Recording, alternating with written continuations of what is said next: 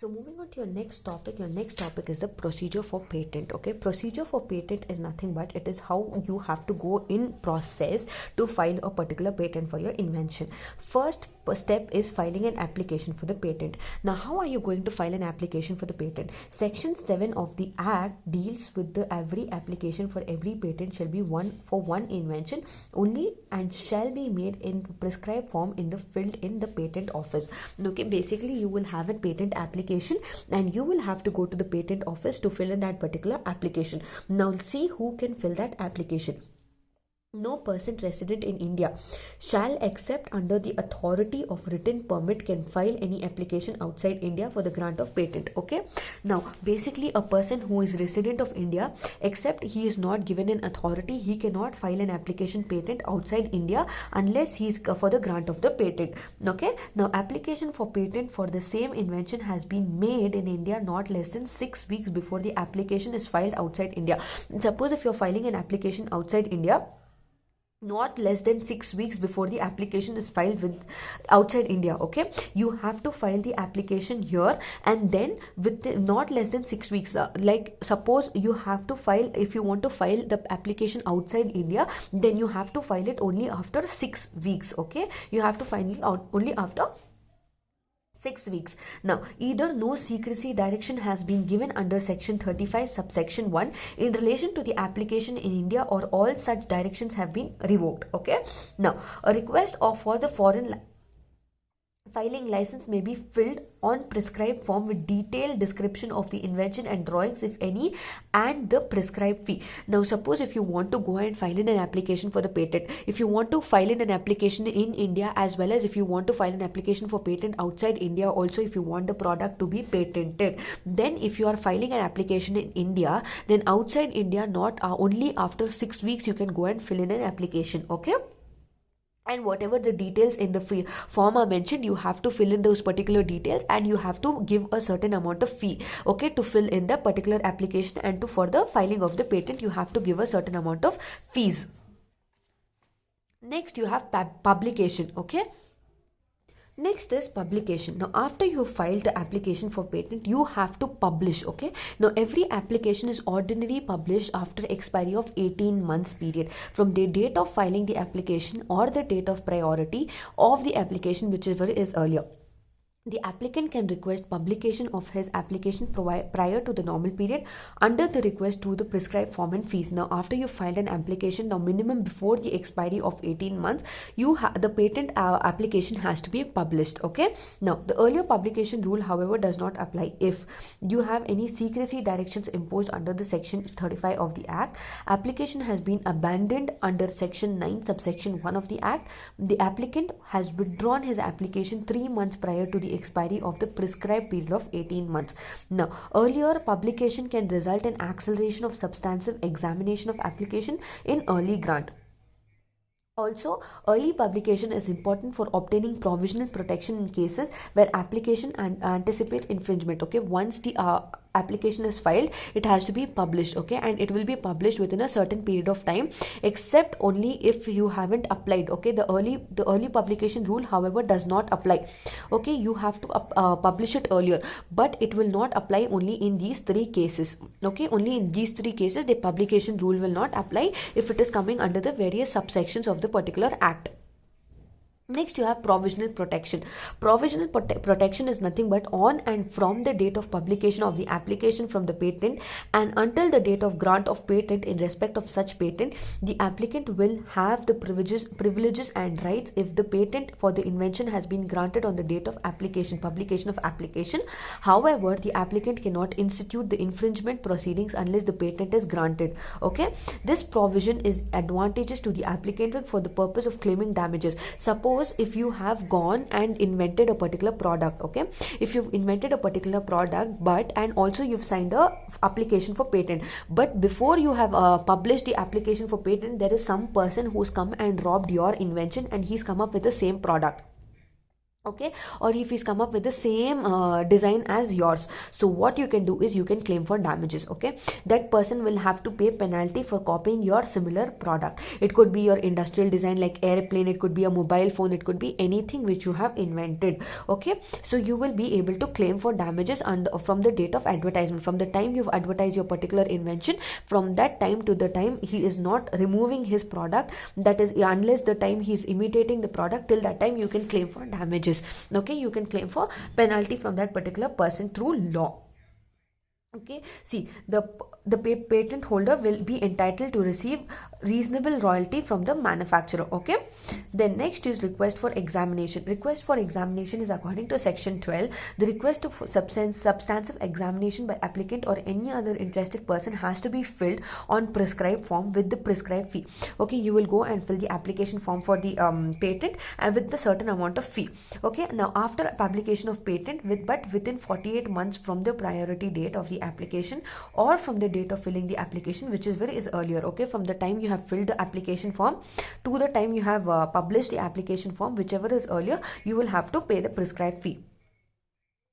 Now, application will be examined only after filling the request for substantive examination. Now, if you want to fill in the application for substantive examination of your particular patent, then you can do so.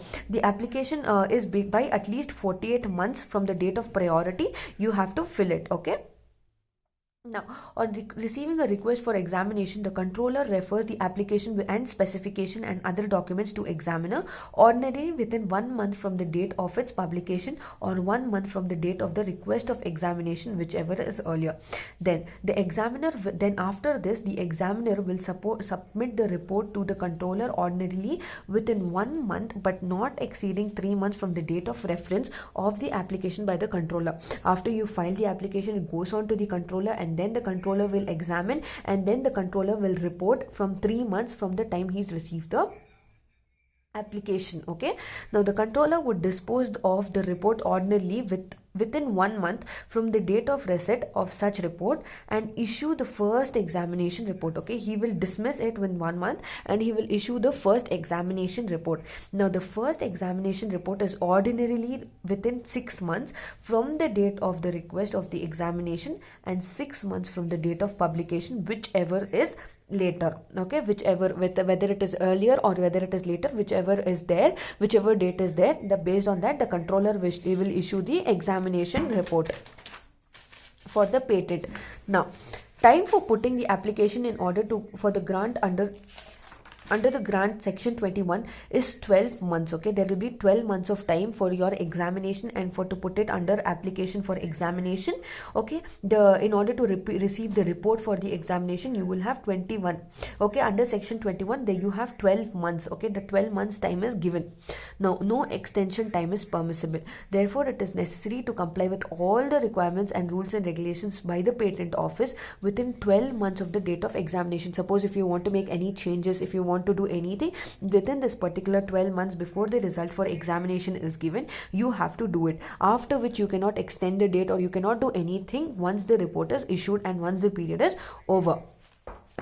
Next is grant of patent. After all of this, after the examination of patent is done, you will be granted the patent. Okay, once all the requirements are met and the examiner is satisfied by the arguments and amendments of the applicant. Okay, now you had gone and you had filed the application, right? And once the examiner is satisfied that this particular product is good, this particular product is not harmful to the environment, he will grant the application for the patent. Okay, now the grant is notified in the patent journal. It is published weekly in the patent office. Okay, Indian Patent Office. The post grant opposition proceedings may follow within 1 year.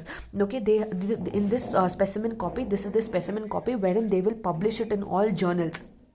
They will publish saying this particular inventor has got the patent for the invention, therefore no one can copy this similar patent. Okay, this is the specimen copy and you will have to just draw this and refer to this. Okay, next is opposition to grant of patent. Now, opposition to grant of patent is under section 25. The Indian patent system provides for 2 opposition proceedings, one before the grant of patent and one after the grant of patent. There are 2 oppositions, before granting the patent and after granting the patent. patent.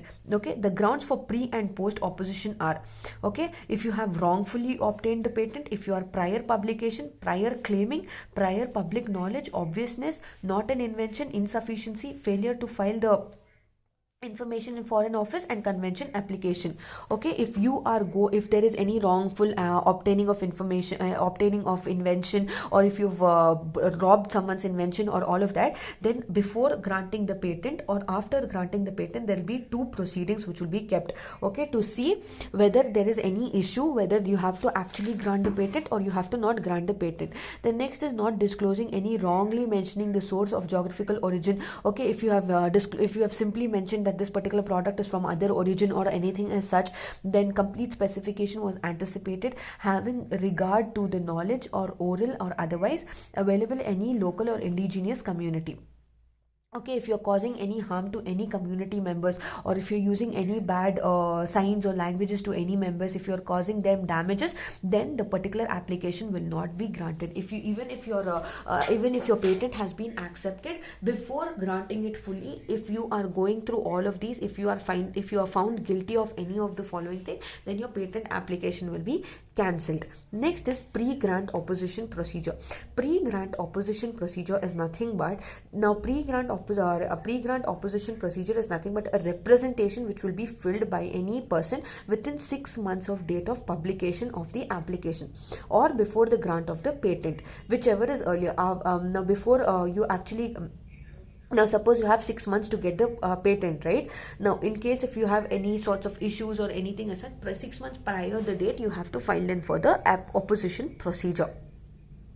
Now, the pre-grant opposition proceedings may be carried out in parallel with the examination proceedings.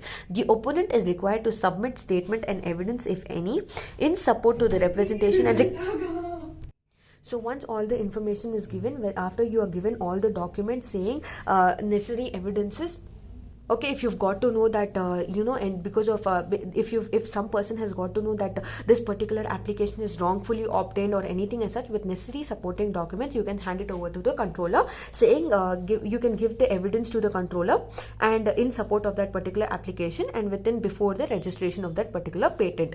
Next is your post grant opposition procedure. Post grant opposition is nothing but it will take a period of 1 year. Okay, it will take a period within 1 year, wherein from the date of publication of grant, along with the fully written statement and evidence to the controller, the patentee is required to file or reply statements and evidence within 2 months for failing which the application will be abandoned. Okay, in case if the person is not able to prove or anything as such that it is his invention and anything as such, within 1 month the application will be abandoned, it will be rejected. This is the post grant opposition procedure. Next, you have restoration of lapsed patents, which is not there in your syllabus.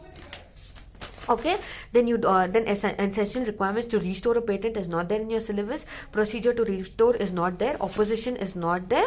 Surrender of patent is not there. Revocation of patent is also not a part of your syllabus. Okay, now next you have patent infringement, which is also not a part of your syllabus. Okay, as per your syllabus, we have covered all of the topics. Okay, that is intellectual property and procedure to get a patent for invention as well as non-invention. Your next part of your syllabus is FEMA, that is 1999. Okay, now we will be moving on to your next topic, that is FEMA, in your next video. Thank you for watching.